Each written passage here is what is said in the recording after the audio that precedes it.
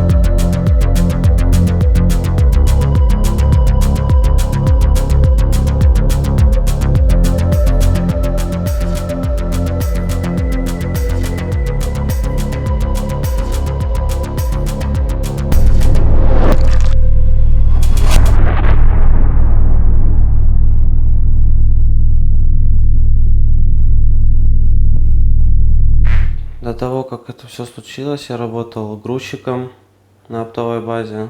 У меня с братом была в городе на Астраханской 71, оптово-розничная торговля. Работал водителем на оптовой базе. Я работал на оптовой базе по улице Астраханская, 71, грузчиком. Я в основном работал, у меня, считай, выходных вообще не было. Выходной было, если надо, если я попросил бы. Летом до 10, до 11 ночи работал. Зимой до 5, до 6 вечера работал. Жена, ребенок малолетний. После работы сразу домой приходил. То есть надо было смотреть за ребенком и дома находиться в семье.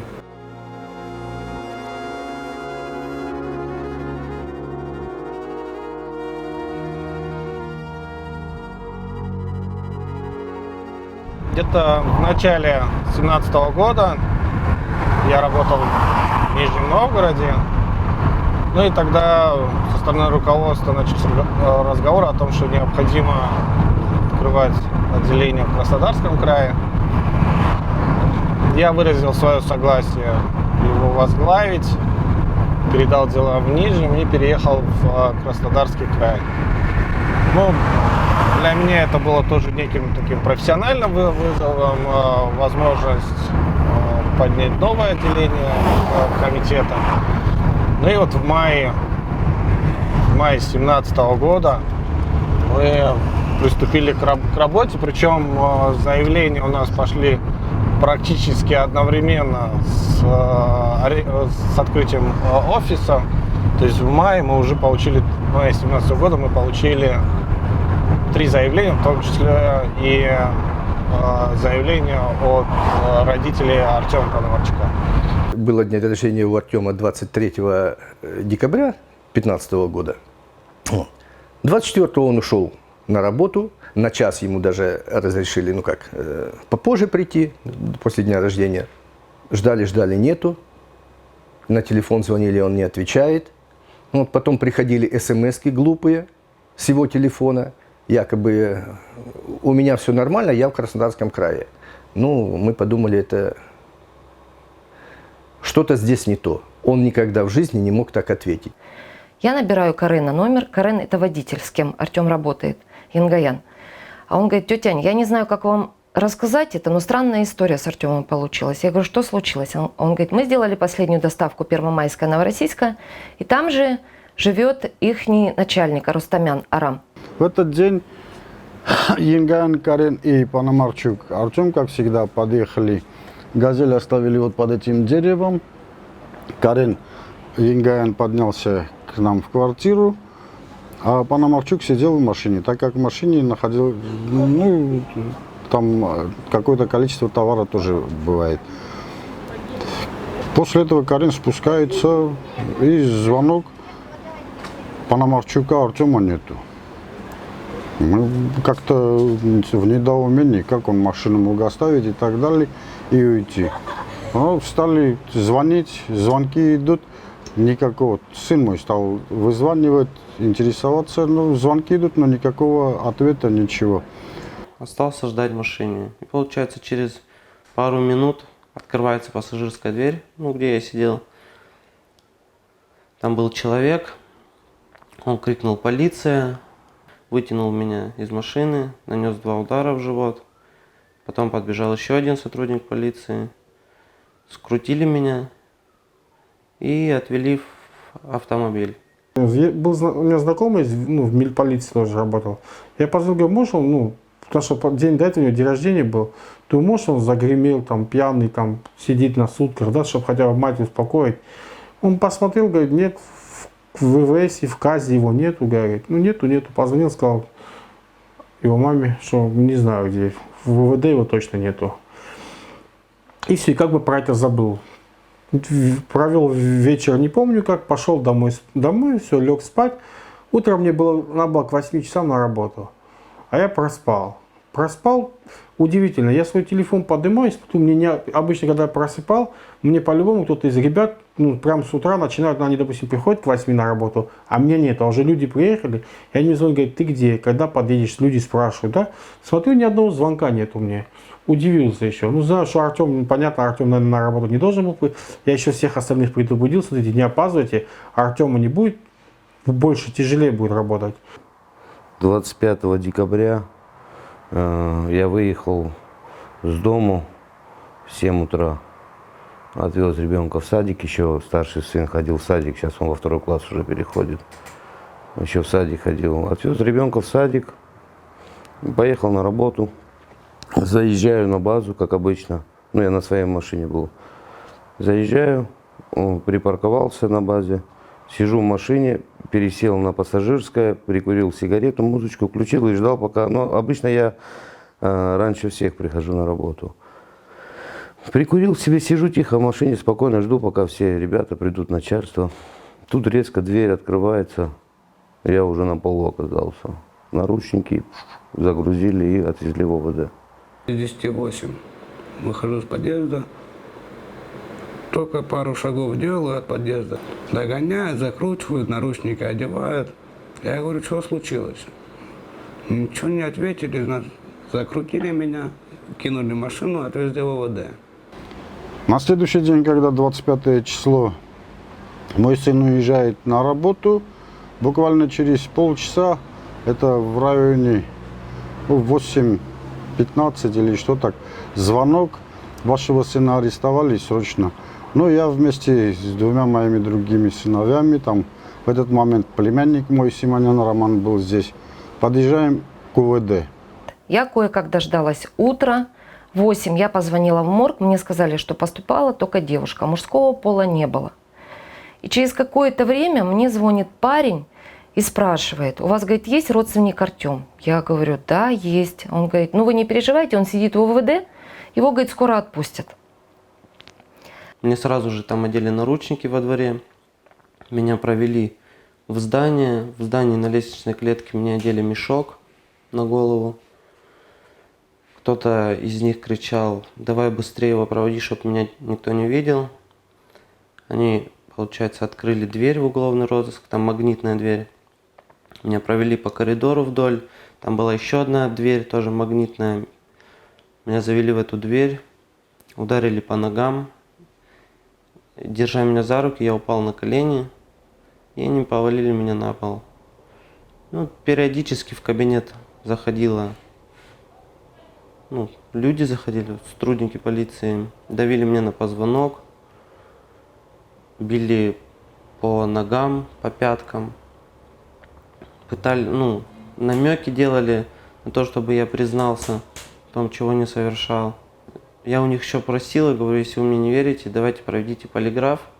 Но если вы мне не верите, они говорили, ну, сейчас придет главный по полиграфу, сделайте полиграф. Я у них просил еще ослабить наручники, потому что сильно было передавлено. Они говорят, ничего страшного, если что-то отрежут тебе руки. От ключей от наручников только у одного человека. Потом зашел вот этот вот главный по полиграфу, как я понял, начал бить меня по голове. Начал оскорблять меня, якобы у меня фамилия украинская, начал тоже, из-за этого бить меня по голове. Ну, также пытались, чтобы я сознался, получается. Завели в кабинет, посадили, и все мне задавали вопрос сигареты. Я сперва не мог понять, что за сигареты. Я говорю, наркотики не принимаю, можете меня отвезти на свидетельство. Без объяснения причин, без разговоров, сразу мне в бок, руку выламывают и наручники. И вот так четвером меня резко потащили в эту свою машину, втроем. Ну, нас 4 человека получилось. Втроем потащили, посадили в эту машину. И говорят, ну что, говорят, попался? Я говорю, ребят, давайте, говорю, без грубости, говорю, да, вы ошибаетесь, говорю, я ничего такого не мог сделать, за что я мог попасться, говорю, да. Меня заводят туда в этот кабинет и начинают сознавайся. А суть до дела потом, когда они меня называют про что, я понял, что они имеют в виду. Как получилось, у нас были поставщики-сигаретники, и в октябре этого же года на одного из наших поставщиков напали. Ну, вооруженное ограбление, его ограбили. После этого, короче, он приезжал к нам, эту всю историю рассказывал, проходил там у себя на этой конторе какие-то там детекторы. Ну, короче, опять остался на работе, да? Где-то часа 2 вот так проходило вот это сигареты. А потом уже я понял, что сигареты, там один приезжал, поставщик к нам на базу, привозил сигареты. И потом я как-то знал, что его когда-то ограбили. И тогда я уже понял, к чему они уже клонят. И говорят, признавайся, типа, что вы украли сигареты. Я говорю, как признаваться, если мы ничего не крали? Мы ни в чем не виноваты. Зачем нас задержали, говорю.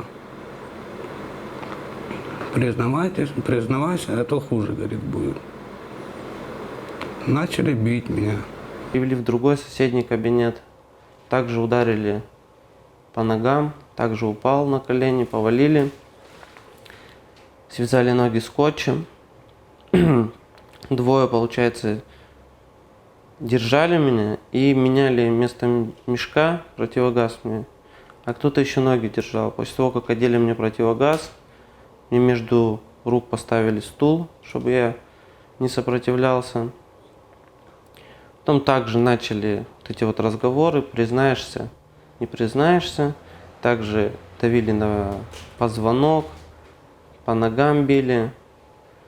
Ну, они, наверное, видели то, что я не соглашаюсь ни с чем. Начали потом мне в носки засовывать что-то металлическое, я так понял, как клеймы. Буквально вот после моего задержания прошло 20 минут, там ни адвоката, ни там дали там объясниться. Сразу заводят, одевают на руки за спиной наручники, противогазную голову, и тут я сразу осознаю, что это что за... Честно, я за 30 лет у меня не было ни одного привода в полицию. Но не знал я, что до сих пор вот такое существует. Я думал, это с 90-ми умерло. Заводят меня туда, одевают противогаз, наручники за спиной, кидают, ложат на пол. Стулом фиксируют руки за спиной. И получается, я в противогазе, а я вообще такой, да, у меня, ну как, не сказать, что клаустрофобия, я вот этот вот, допустим, вот когда тесно, я вот, допустим, мне сколько врач говорит, надо было МРТ пройти, ну я не могу. Мне сразу тесно и начинает. Я уже себя плохо чувствую. И чувствую, что мне кто-то штаны, получается, снимает, откатывает носки вниз и штанину поднимает. Думаю, что они делают, да? И в этот момент такая более-менее тишина, и тут дверь открывается, заходит Щербаков. А Щербаков это у нас замначальник розыска уголовного. Это главный садист. И он подходит, говорит, все уже готов, да, признаваться. Я говорю, ребят, вы сейчас, совершаете ошибку, да, говорю, что вы делаете? Я говорю, я вообще, не в курсе. Говорит, признаешься. Оказывается, в это время мне другой подключал к ногам ток, клеймы. Там видно, что-то прикреплял. И такой, ладно, не хочешь сам признаваться, заставим. И пошли удары тока.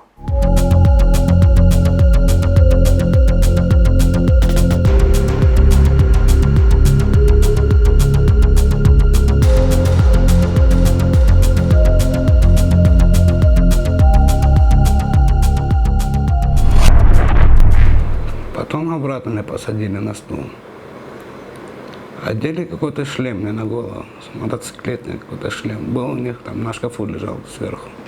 Одели шлем и начали меня головой в стенку бить. Потом сотрудник подошел, говорит, признавайся, а то хуже будет. Говорит, мы сейчас будем тебя током бить. Я говорю, у меня, ну я инвалид третьей группы, я говорю, у меня сердце слабое. То есть я говорю, смотрите сами. Потом еще один зашел, с ноги ударил в грудь, упал со стула, тоже оперативник. Тоже сигареты, опять те же самые вопросы, где, что, когда вы. Я говорю, я вообще не при делах. Я говорю, ну, как объяснить, блин, столько им говорил, потом уже понял, что бесполезно вообще им что-то говорить. Неинтересно, ни алиби, виноват и не виноват. Закинули в другой кабинет, посередине, в третий, налево. И слышу голоса, заводят Карена и Арама. Ну, по голосам слышно было. Ну, я как понял, их тоже тот кабинет, последний направо заводили. Тоже крики слышал, как их бьют. И все, они начинают ток. Ну, уже когда получается, ну, более часа уже, ну, все же, сил не было. Ну, все равно у каждого человека есть предел это, да, боли. Я говорю, да уже все, говорю, останавливайтесь. Я говорю, я расскажу, я говорю, напишу, как вам надо, говорю. Он говорит, нифига, говорит, рассказывай. Я говорю, в смысле рассказывай? А я эту ситуацию знаю. И я начинаю, допустим, говорить что-то, да, как они хотят. А он начинает уточняющий вопрос. Допустим, ты на какой машине был? А там по делу там идет, допустим, 6 и 7. Я говорю, на 7 не угадываю. И он мне током опять. Я говорю, на 6. Правильно. И вот так наводящими вопросами он меня, ну, эту всю историю мне сам говорит. И говорит, вот ты, допустим, ты его ударил по голове. Ты или Артем был? Я говорю, Артем. Он опять, допустим, током. Нет, ты. Ну так. И, короче, и потом все, когда я уже историю почти еще дошла до конца, в течение всего, даже я уже когда был готов признаться, они все равно били током. Садисты. Со временем численность клеем начала увеличиваться. Они не в руки ложили, к обручальному кольцу. Его подсоединяли к наручникам, к пояснице, между ягодиц засовывали через штаны. К шее подсоединяли, чтобы говорили, чтобы не отключился якобы. Меня обратно в тот кабинет заводят.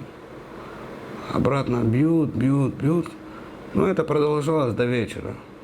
Ну, где-то до 12, до часу ночи где-то продолжалось вот это. По кабинетам нас раскидывали и били, короче, ну, часто. И один момент у меня вижу, что они пьют, там, сотрудники опера. Они там что-то отмечали и нет, выпивают в этом последнем кабинете направо. Выпивают, уже вижу, хорошенькие такие. И, короче, повалили меня обратно на пол. Сняли штаны, говорят, сейчас мы будем тебе, короче, дубинку, ну, в задний проход. Я говорю, ничего не надо пихать, все, я говорю, ладно, давайте я подпишу, что вам надо, говорит. Ну, боялся за свою жизнь, как бы.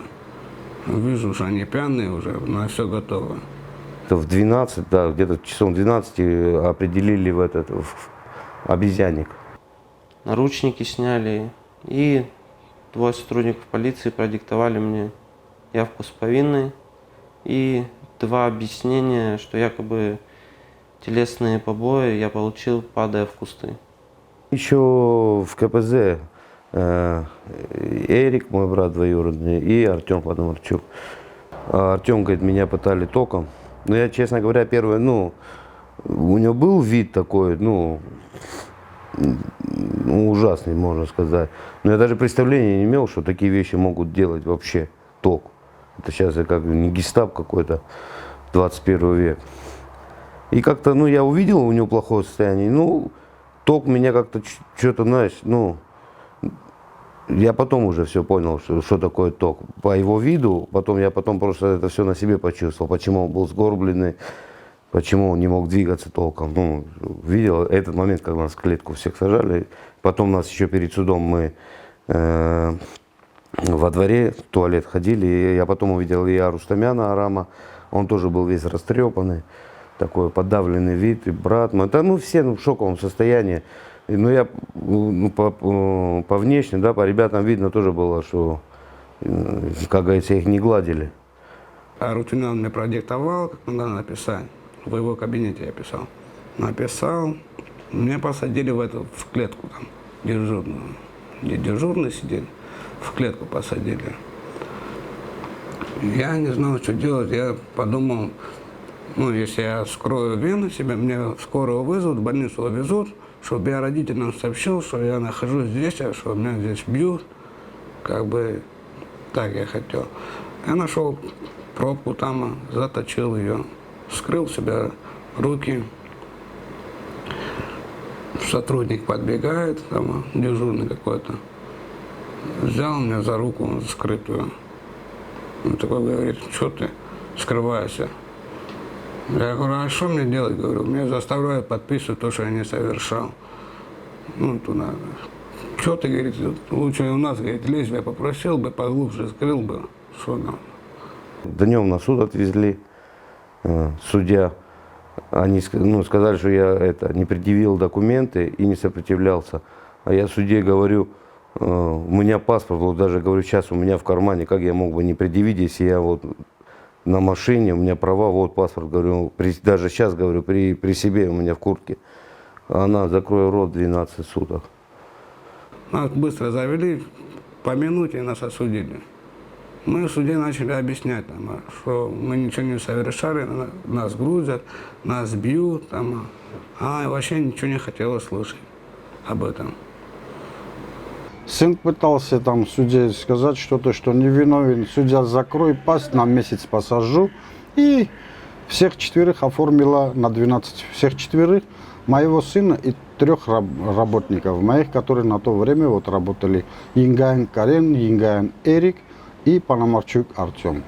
Во-первых, у меня даже еще мыслей не было, что так далеко все это зайдет. Я думал, Новый год же, это же было 25 декабря, и Новый год, у меня же дети маленькие, да, у меня какие-то планы были, там подарки, туда-сюда. И даже, я еще даже, как сказать, и не представлял, что для меня было уже плохо, то, что я Новый год не дома буду. Вот этот момент. Я как бы в КПЗ вообще первый раз я в своей жизни не попадал в такие места. Нам не давали разговаривать. Единственное, мне один момент сказали, типа, Карену, скажи, чтобы не упирался. Я зашел, говорю, Карен, говорю, все признались, смысла нет, говорю, просто больше будешь получать, все равно в конце сломаешься. Варианта нету, 12 суток время долго. То есть 12 суток они могли с нами делать все, что хотят. 29 числа, тоже как-то ближе 5 было или к 6, тоже открывается камера, Ингаян. Я говорю, да, типа там тебя адвокат. Я говорю, пускай сюда подойдет, я его увижу, я выйду. Короче, меня за шкирку вывели по коридору. Я уже вижу, раз оперативник, 2 оперативник стоит. И я этому начальнику смены говорю, я забыл его фамилию, но опознать смогу. Ему говорю, блин, что такое, что за беспредел, типа. Он говорит, я ничего не могу сделать. Поначалу я не знаю, били, не били его, но я знаю то, что когда его поместили в ВВС уже после суда, на нем телесных повреждений не было. На нем они появились во время нахождения в ВВС. Я слышал, как его забирали, он кричал. Его просто вытягивали за руки, за ноги, просто подняли, вытянули, по его рассказам. Я слышал, как он кричал, он не хотел выходить. Противогаз одели.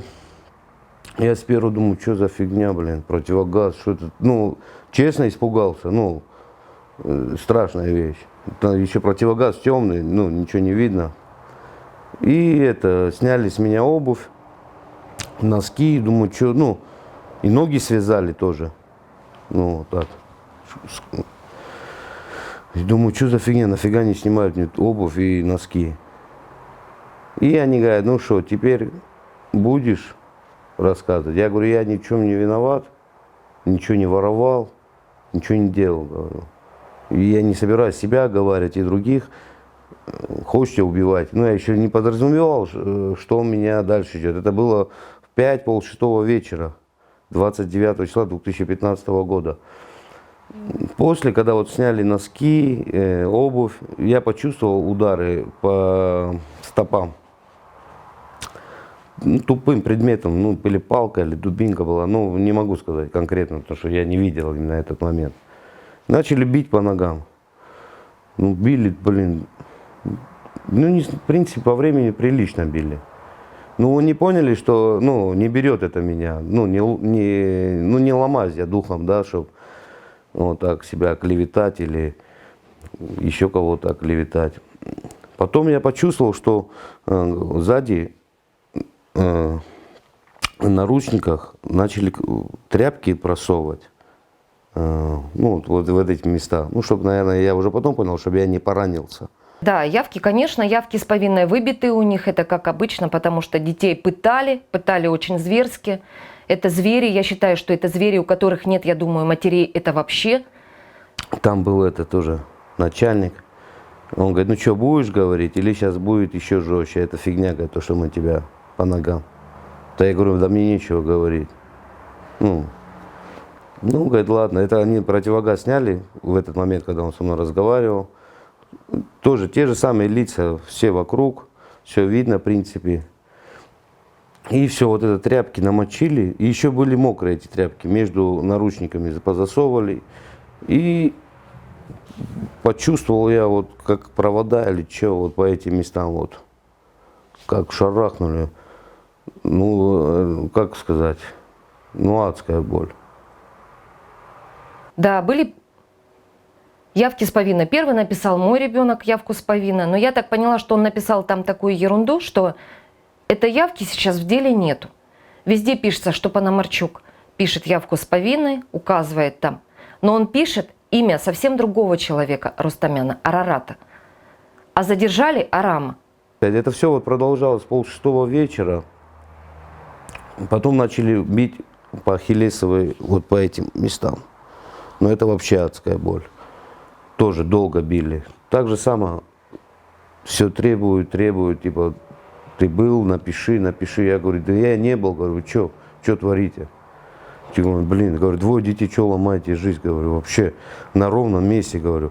И когда они через 3 дня опомнились, когда они 3 дня пытали Арама, и они узнали, что это не Арарат, они предложили Рустамяну обмен Арарата на Арама. Хотя Рустамян Самвел, отец, говорит, вы что, говорит, на рынке? Бах, вырубился, они какую-то фигню туда, не знаю, что запускали, или газ какой-то, или нашатырь, не знаю, ну, короче, чтобы не давали, короче, вырубиться мне. Вот вырубился, потому что боль вообще адская. Вырубился, раз дают вот эту фигню, как-то не пускали, не могу сказать, не видел этот момент. Раз я в чувство пришел. И Арутюнян обращается к нам, дайте Арустамяна Арарата, приведите его, и отпущу Арустамяна Араму. Уже они говорят, ты уже на 15 уровне, обычно, говорят, люди до 3-го, до 2-го, и все, сразу сдаются, говорят, ты уже до 15 уровня дошел, говорят. Так, ну, типа, у нас так долго никто не держится. Что это такое здесь? Купи, продай, дай одного, отпущу другого. Скажи, что случилось? Он резко разворачивается и уходит. И с этого дня вот наш кошмар начинает длиться и длиться. Сняли штаны, типа, вот сейчас, типа, изнасилуем. Они раз дубинку подставили, типа, ну, и один фоткает, типа, вот мы сейчас, типа, скажем, типа, изнасиловали тебя, и фотки кинем в камеру. Я говорю, вы что, говорю, кто меня, вы же не насиловали? А они говорят, сейчас типа изнасиловали. Я говорю, ну уже когда понял, что они синие, и беспредельщики, и фашисты, давайте, короче, говорите, буду писать, что скажете, короче, вот. И на этом мое мучение в 6 утра закончилось.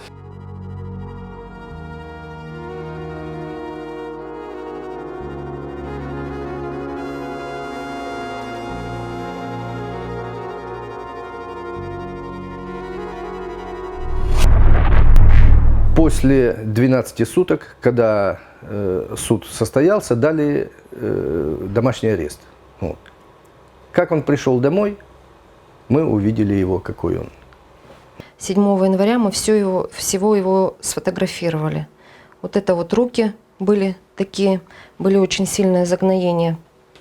Это от чего, от наручников Да. или от клемм? Это от наручников, и когда к наручникам подключали ток. Ну, с палец, наверное, было у него углубление. Так. Вот оно ближе.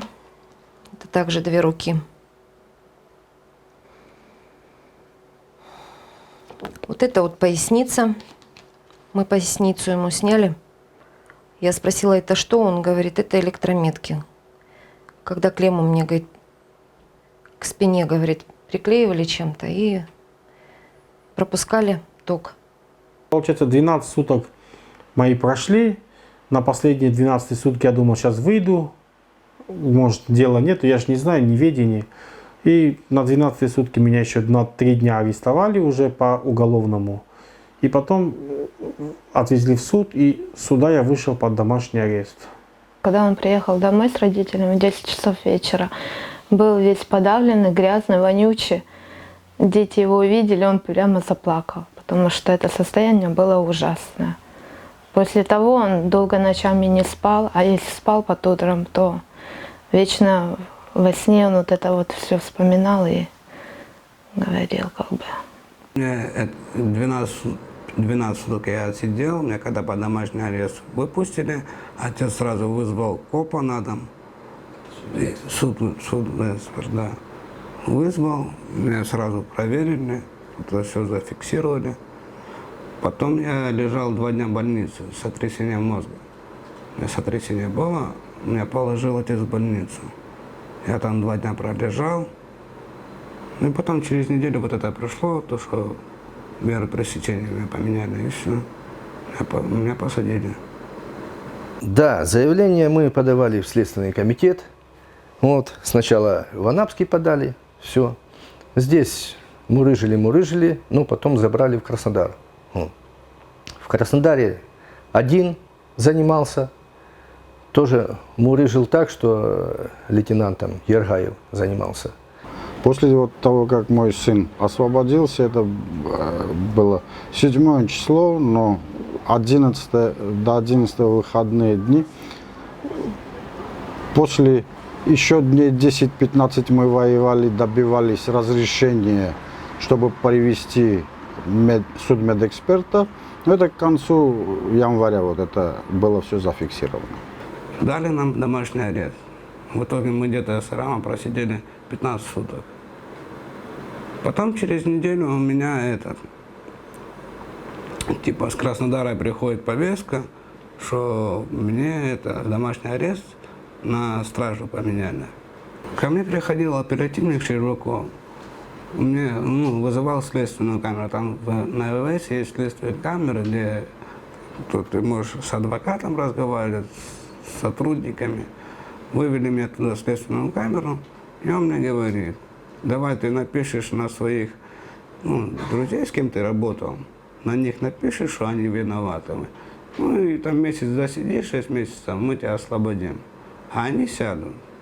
Я говорю, почему я должен писать, если они ничего не совершали, и я ничего не совершал? Я говорю, я писать ничего не буду. Потом еще где-то 1-2 недели прошло, он опять приходит ко мне. Тоже давай напиши, что ты один сидишь, они под домашним арестом, ты сидишь. Я говорю, писать я ничего не буду, мы ничего не совершали. Потом еще где-то 2-3 недели прошло, ко мне пришел начальник следствия, Самсонов фамилия. Приходил еще Щербаков и еще следователь Вильям, фамилия. Ну и этот Самсонов, мне начальник следствия, говорит, что ты, говорит, один сидишь, вот видишь, а твои эти друзья под домашним арестом. Я говорю, а что мне поделать, говорю. Я ничего не виноват, я писать ничего не буду. В итоге от меня они уже отстали, короче. Я уже год и 10 просидел, мне дали домашний арест. Вот я уже 8 месяцев сижу под домашним арестом. То, что произошло, мы обращались, я потом расскажу вкратце, но обращались мы везде.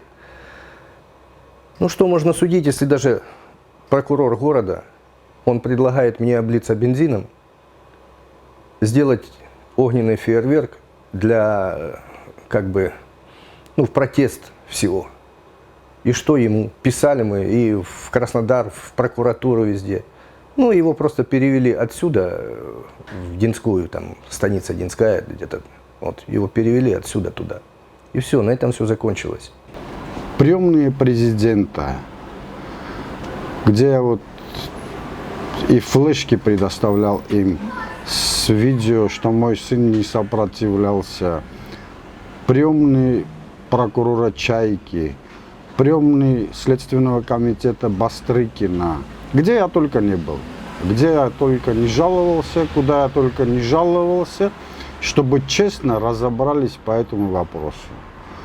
Но у нас, как принято, говорят, что взят под контроль, но контролировать забывают.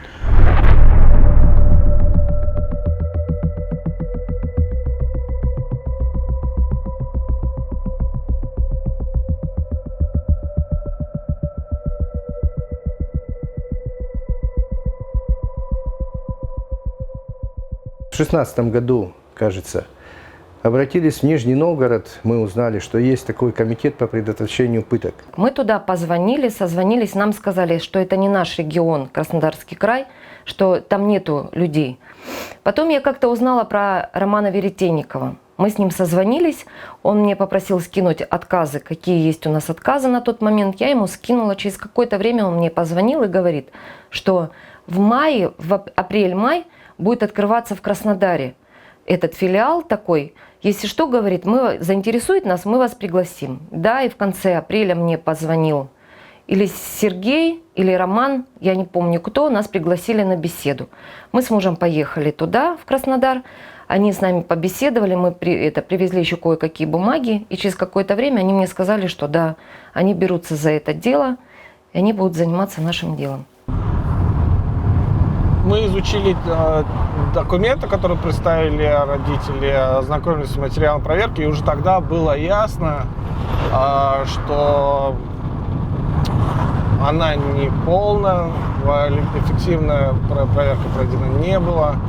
Мы стали ходить на личные приемы к руководству следственного управления, жаловаться на следователей. К тому времени уже материал проверки находился в первом отделе по расследованию особо важных дел. И параллельно для нас очень важно было, в том числе, и получить медицинские документы о состоянии здоровья ребят. Хотел бы отметить очень важную, немаловажную деталь. Если бы мы к работе приступили годом ранее, то я уверен, мы сейчас бы уже, наверное, дело рассматривали в суде, потому что многие доказательства, которые можно было бы собрать годом ранее, они были или полностью, или частично утеряны. Нас неоднократно пугали. Нас неоднократно и судьи так через адвокатов и так далее. Мол, признаете, мы в счет того, что они сидели и так далее, сделаем это условное и разбежимся. Но как признаться, если мы этого не совершали? Если я говорю, у нас железное алиби, есть видео, по которому видно, что мой сын от того места, где совершалось это преступление, и было ли оно, находится за 15 километров. Если так получилось, что Карен был в парикмахерской, но этот парикмахер имеет свойство всех своих клиентов записывать в тетрадь. Эту тетрадь за 2 года столько записей невозможно провести. Эту тетрадь нашли. Если Пономарчук документально принес накладную, кассир в журнале написала, что он во столько-то был у меня, получил деньги, которые тоже совпадают с тем временем, что ему инкриминируют, что он был грабителем. Что Эрик находился со своим сыном в этот момент вместе с женой. Есть свидетели, которые говорят, что мы сидели на дне рождения, отмечали день рождения. Тут сколько у нас адвокатов, спросите, хоть у одного оправдательный приговор есть? У нас, наверное, система боится слова «оправдать», так как получится, что сбой системы. Оправданий у нас не бывает. Исходя из алиби, которое имеется у ребят, фактически основными доказательствами выступают явки из повинных, которые были получены с применением пыток. И уже даже суд однажды возвращал дело на дополнительное расследование, поскольку усмотрел ряд нарушений, которые были допущены при расследовании. Вообще, само расследование по разбойному нападению, оно шло слишком долго, а следователи, ведущие это расследование, неоднократно привлекались к дисциплинарной ответственности. На наш взгляд, тут еще необходимо проверить уголовное дело на предмет фальсификации доказательств. Отказывали, потом передали дело Воловодову, майору в Следственном комитете. Тот тоже. Такая галиматья была. Это, просто смешно говорить об этом. Если он назначает экспертизу по видеодопросу Артема, и там на видеодопросе видно, что он побитый, нос разбитый.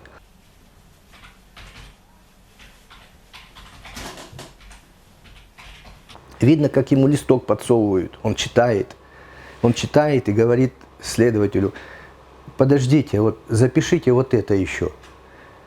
Но зато экспертизу Следственный комитет проводит. В Армавире делали. Просто идеал. Пономарчук в отличном состоянии, никаких третьих лиц нету, хотя видно, что появляется в этом опер, сидит, постоянно там был.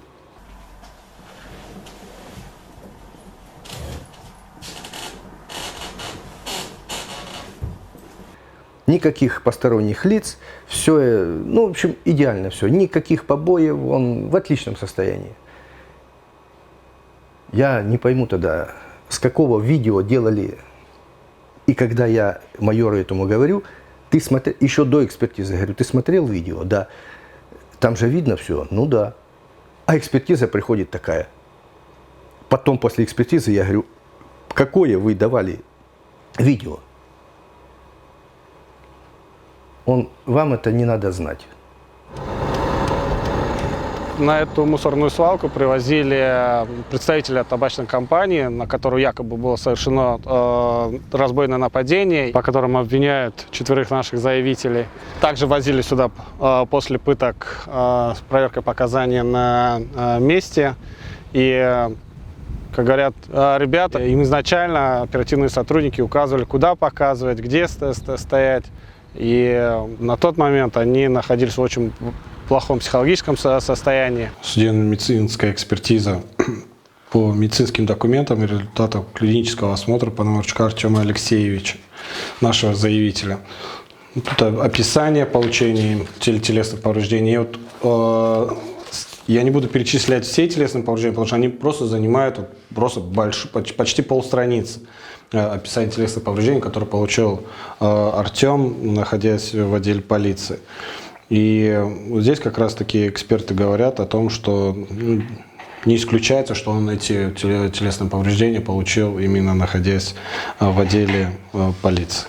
Хотел бы отметить, что это не единственное заявление на этих сотрудников полиции, которые поступили к нам. У нас имеются еще 3 заявления от граждан, которые также обвиняют этих же оперативных сотрудников в применении насилия в том же декабре 2015 года, что позволяет нам делать вывод, что именно такие попытки, скорее всего, незаконного задержания были поставлены на поток.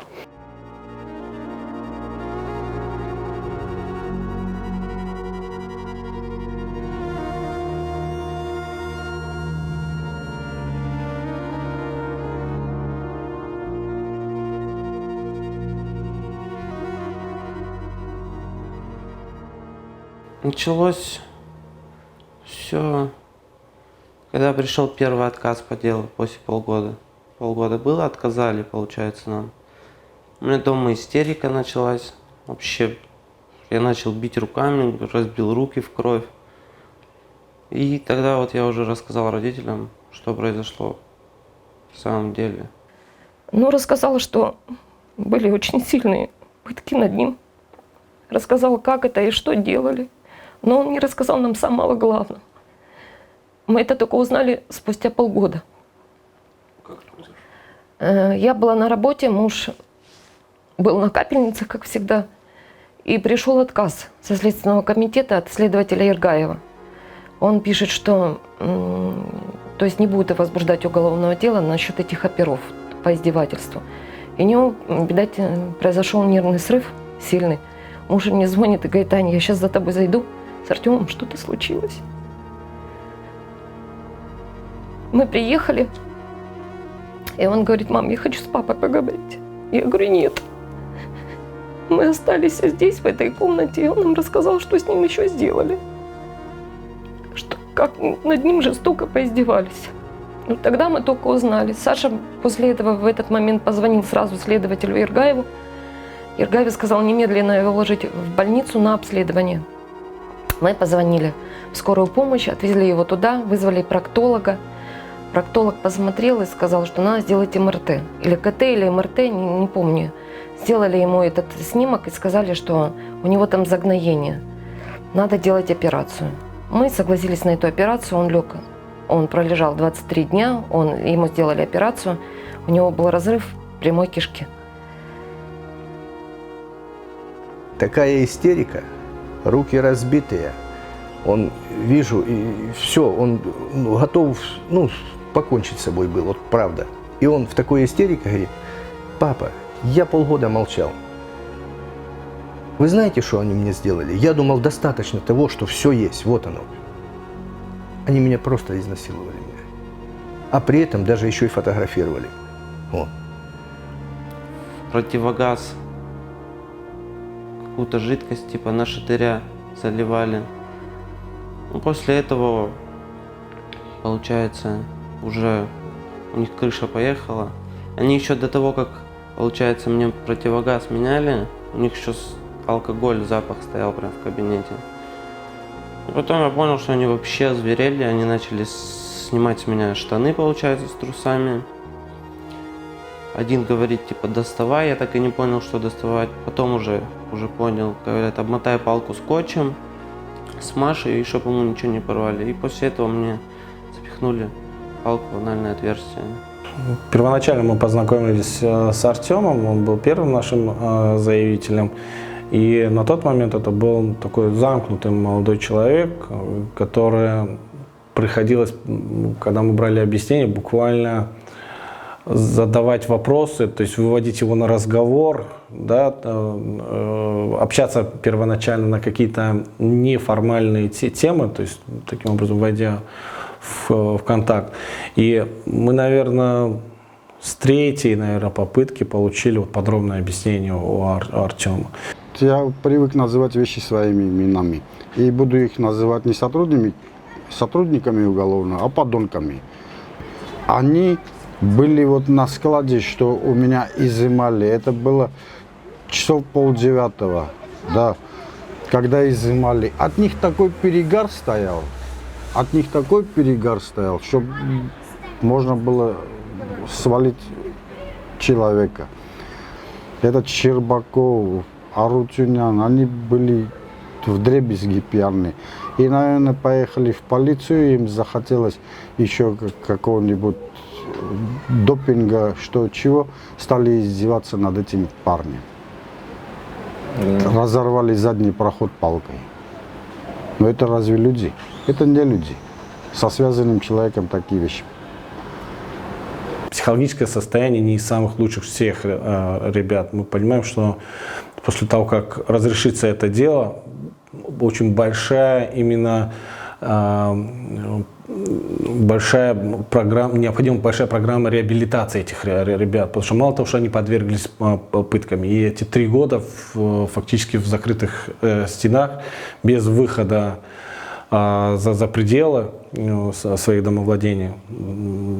И мы где-то периодически сталкиваемся с тем, что у ребят бывают психологические срывы. Поэтому мы считаем, что ребята повторно, скажем, да, происходит повторная травматизация ребят.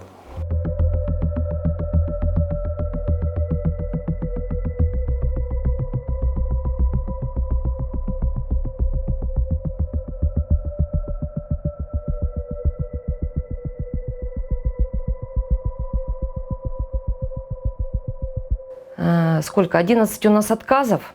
Да, 11.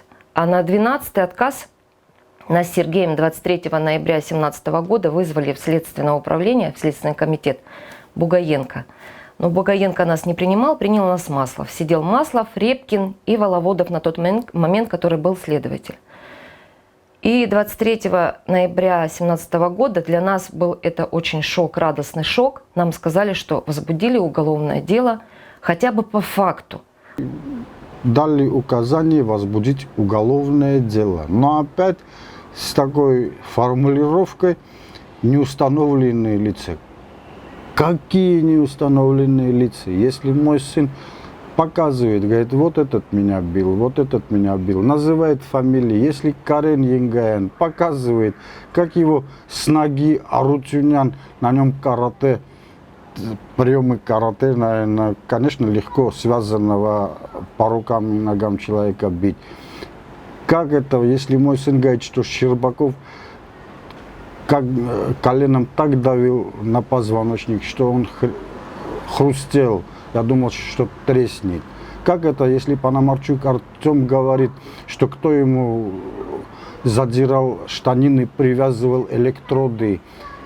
Как это, что Янгаян Эрик говорит, что целлофановый пакет именно вот этот надевал мне на голову? Какие могут быть неустановленные лица? Конечно, первая была радость, то, что был сделан первый шаг к тому, что мы добьемся конечной цели, приговора, да, в отношении сотрудников полиции.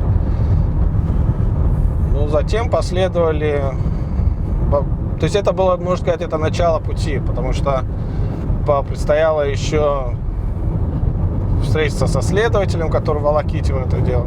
Ну и вот как раз на этой встрече нам сообщили, что расследование будет вести новый следователь. Сейчас, можно сказать, когда идут уже следственные действия по уголовному делу, да, фактически отделение переехало из Краснодара в Анапу. Да, то есть мы находимся в Анапе, уже практически скоро будет месяц. Я думаю, что мы еще будем находиться здесь недельки 2-3, учитывая количество следственных действий, которые запланировал следователь. После получения информации о том, что было возбуждено уголовное дело, и ранее ребята говорили, что оперативные сотрудники подъезжали неоднократно к дому, мы у наших заявителей установили камеру видеонаблюдения у их домовладения и надеемся, что это как-то поможет нам обезопасить хотя бы ребят от вторжения, и в целом мы будем спокойны, что получать информацию, если кто-то попытается проникнуть в их дом. И я скажу, что если бы не эти люди, если бы не этот комитет, то, наверное, не только мы, а многие еще люди бились бы об стены, об двери и уходили восвояси.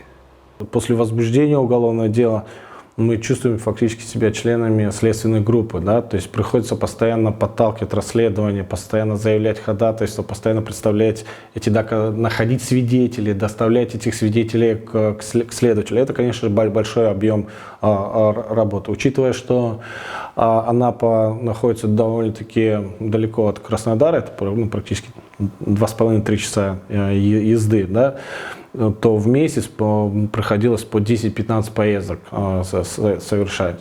Они мне в глаза, вот майор Арутюнян, он мне в глаза сказал: а ты ничего не добьешься, у нас здесь все повязано. Я говорю: подожди, не говори гоп, повязано будет потом. 6 сотрудников полиции проходят свидетелями по этому делу, и вот как раз с ними у ребят проходят очные ставки. Проходят они по-разному. Кто-то ведет себя вызывающе, кто-то ведет себя спокойно, кто-то волнуется, да, то есть у некоторых сотрудников полиции мы видели, что на очных ставках дрожат пальцы. Вот, то есть понятно, за что-то сотрудники полиции переживают. Ну, то есть, значит, наверное, есть за что переживать. Нам очень нравится, как ведут себя потерпевшие, наши заявители. Мы переживали все-таки за психологическое состояние ребят. Мы готовили их к очным ставкам, рассказывали, как это будет происходить, на какие вопросы нам нужно ответить, порядок очной ставки. И я считаю, что сейчас идут эти очные ставки, они еще не закончены, но то поведение ребят, это уже, я считаю, что маленькая победа.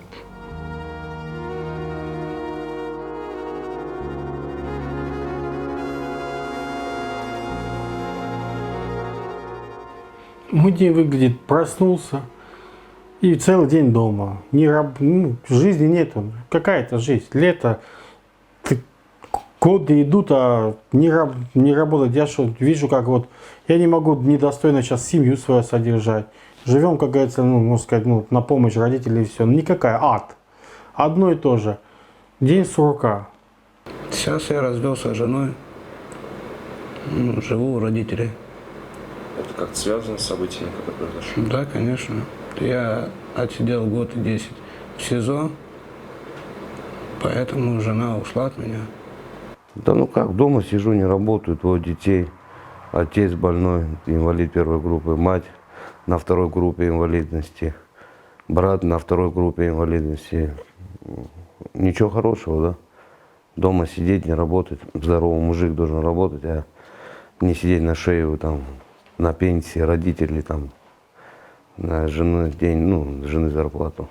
Он очень сильно переживает, нервничает. Иногда я прихожу с работы и даже с ним не могу поговорить, потому что он весь на нервах, на эмоциях. И все. Но все равно хотелось бы, чтобы быстрее это все закончилось, чтобы я вышел на работу, обеспечил своего ребенка. Как бы у меня и отец инвалид второй группы, как бы ему тоже тяжело мне обеспечивать. Мы живем сейчас на его пенсию. Он пенсию получает, мы живем сейчас на его пенсию. Как бы так. Хотелось бы, да, чтобы все это закончилось, я пошел работать и помогал своей семье. Это рано, хоть говорят, время лечит, но это такой удар по психике, такой удар по всему, по морали, по вере в правительство, что его невозможно уже как-то поменять. Вот это до конца жизни будет. До конца жизни, что у нас правительство, которое бездействует, у нас законы, которые бездействуют. До конца жизни этот осадок останется. Проходили все обследование, у психолога мы были больше всего, он ему приписывал препараты, потому что он практически не спал, он постоянно ходил и ходил. После этих препаратов он как-то стал более-менее так сдержанно себя вести, не грыз ногти, а то всегда грызет ногти, когда нервничает. Такой был очень нервный, очень, плакал, часто очень плакал.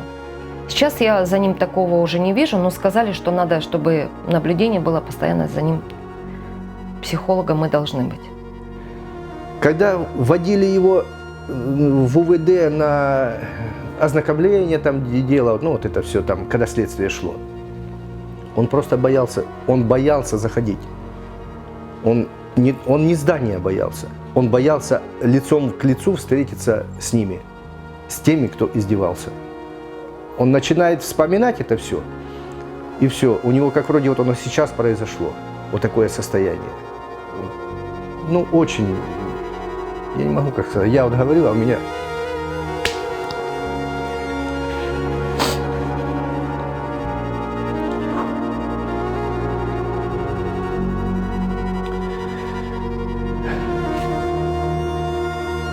Что ты испытываешь вообще, в принципе, к тем людям, которые без тебя выбивали явку с повинной? Если честно, хочу, чтобы они то же самое пережили.